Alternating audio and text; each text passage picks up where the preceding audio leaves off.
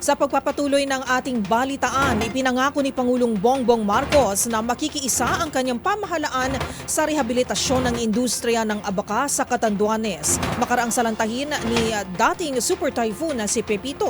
Pagtitiyak ng Pangulo, naka-preposition na ang reconstruction materials habang naikipag-ugnayan na rin ito sa Department of Agriculture o DA para sa muling pagbangon ng mga magsasaka. Ang mga detalye tutukan sa report ni Rose Babiera.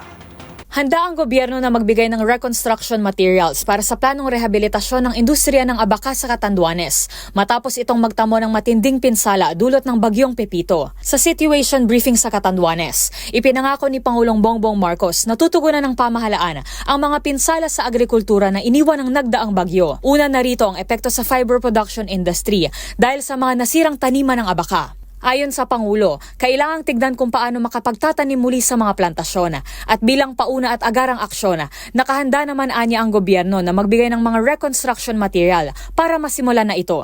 Sa ngayon, sinusuri ng Department of Agriculture o DA ang kabuoang pinsala sa lokal na industriya ng abaka at tinutukoy ang mga angkop na interbensyon tugon dito.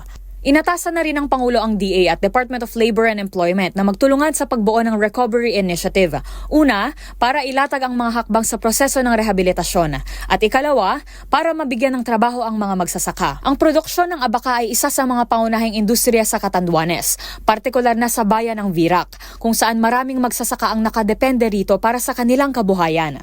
Kamakailan, hinimok na rin ni PBBM ang Philippine Fiber Industry Development Authority o PhilFIDA na paigtingin ng ahensya ang pananaliksik, produksyon, edukasyon at regulasyon sa kalakalan para mas mapaunlad ang fiber industry sa bansa. Para sa MBC TV Network News, ito si Rose Babiera. Una sa Pilipinas, una sa Pilipino.